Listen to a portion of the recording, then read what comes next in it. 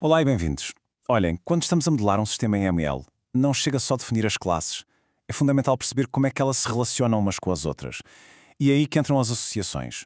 Pensem nelas como a cola que une todas as peças. Hoje vamos mergulhar nos diferentes tipos de relações que fazem com que um monte de caixas soltas se transforme num modelo de sistema coeso e que funciona. Então, o que é que vamos ver hoje? O nosso plano é muito direto. Começamos pela base de tudo, o que são associações. Depois, vamos analisar a relação de herança, que se chama generalização. A seguir, mergulhamos em como as partes formam um todo com a agregação. E vamos ver a diferença crucial entre a simples e a composta. E para fechar, vamos ver uma técnica super poderosa chamada reificação, que nos permite tratar relações como se fossem entidades. Vamos a isso? Muito bem, vamos lá então começar pelo princípio. Afinal, o que é isto de uma associação em UML? É a pergunta fundamental que vai dar estrutura a qualquer modelo que a gente queira criar. E a ideia central é mesmo esta. Sem as associações, o nosso modelo seria só um conjunto de peças soltas sem qualquer ligação entre elas. As associações são literalmente aquilo que une estas peças, definindo como é que elas interagem e dando uma estrutura e uma lógica real ao nosso sistema.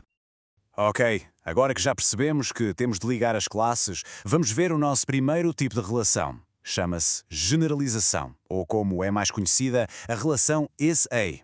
É a ferramenta que usamos para organizar o mundo em categorias, em tipos e subtipos, criando hierarquias que fazem todo o sentido.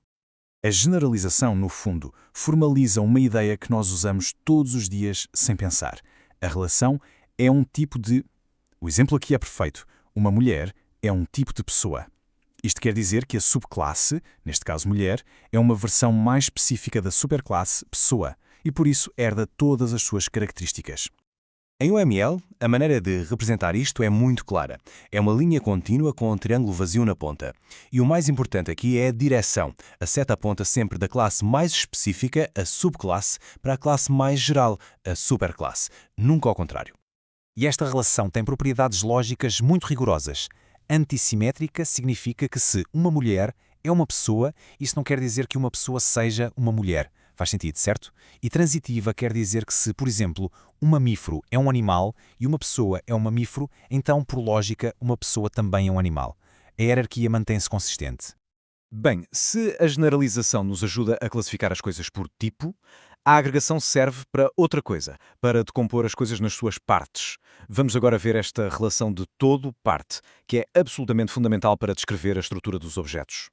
A agregação, portanto, serve para modelar situações em que um objeto, o todo, é formado por outros objetos, as partes. É uma relação estrutural, essencial para descrever entidades complexas. Pensem, por exemplo, num carro, que é composto por rodas, um motor, um chassis. Ora, o ponto mais importante da agregação e que temos de fixar é este. As partes podem ter uma vida independente. Ou seja, mesmo que o todo desapareça, as partes podem continuar a existir. O seu ciclo de vida não está obrigatoriamente ligado. E esta ideia de dependência é a chave de tudo. E essa questão da dependência leva-nos a uma distinção que é absolutamente vital dentro das agregações. A diferença entre uma agregação simples e uma agregação composta. Para conseguirmos distinguir estes dois tipos, há uma pergunta-chave. Uma única pergunta que temos de fazer. A parte pode existir se o todo deixar de existir. A resposta a isto define tudo. E aqui está a resposta, bem clara. Na agregação simples, a parte pode existir sem o todo. O exemplo do navio e da marinha é ótimo. Se a marinha for extinta, os navios não desaparecem. Podem ser vendidos, por exemplo. O ciclo de vida deles é independente. Agora, na agregação composta, também chamada de composição, a história é outra. A parte não pode existir sem o todo. A sua existência depende totalmente dele. Se o todo for destruído, as partes são destruídas juntamente com ele. E claro, a notação UML reflete isto na perfeição. O losango vazio indica uma agregação simples, uma relação mais fraca, mais solta. Já o losango preenchido, esse representa a composição, a relação forte onde o todo tem controle total sobre o ciclo de vida das suas partes. E para terminarmos, vamos explorar um conceito um bocadinho mais avançado, mas que é uma ferramenta incrivelmente útil, a reificação. Basicamente, é o processo de transformar uma ação, ou seja, uma relação, em algo tangível, numa coisa. A palavra reificação pode parecer complicada, mas vem do latim res, que significa coisa. E o processo é exatamente esse: pegar numa relação, que normalmente é uma ação, um verbo, e tratá-la como se fosse uma entidade, uma coisa, ou seja, um nome. É o equivalente a pegar num verbo e transformá-lo num substantivo. Vamos ver isto com um exemplo prático para ser mais fácil de perceber. Começamos com a relação, o verbo. Uma pessoa nasceu em um país. Ao reificar esta ação, nós transformamos-la numa entidade, num nome, nacionalidade. E agora, esta nacionalidade passa a ser um objeto por si só, que pode ter os seus próprios atributos, como a data em que foi adquirida, e passa a ter as suas próprias relações com a pessoa e com o país. E este padrão de transformar um verbo num nome é super comum. Mover transforma-se em movimento, nadar em natação. Em UML, esta técnica é fundamental.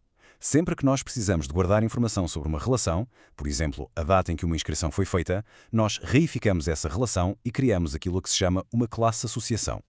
E assim chegamos ao ponto central de tudo isto. Escolher a associação certa, seja ela uma generalização, uma agregação simples ou uma composição, não é um pormenor técnico. É a forma como nós definimos as regras do jogo, como damos clareza e estrutura ao nosso sistema. E para terminar, deixo-vos com esta reflexão. Se o modelo, que é a planta, o projeto do nosso sistema, tiver as relações mal definidas, será que o sistema final, aquele que vai ser construído com base nesse modelo, pode alguma vez estar verdadeiramente correto? Fica a questão no ar. Obrigado e até à próxima.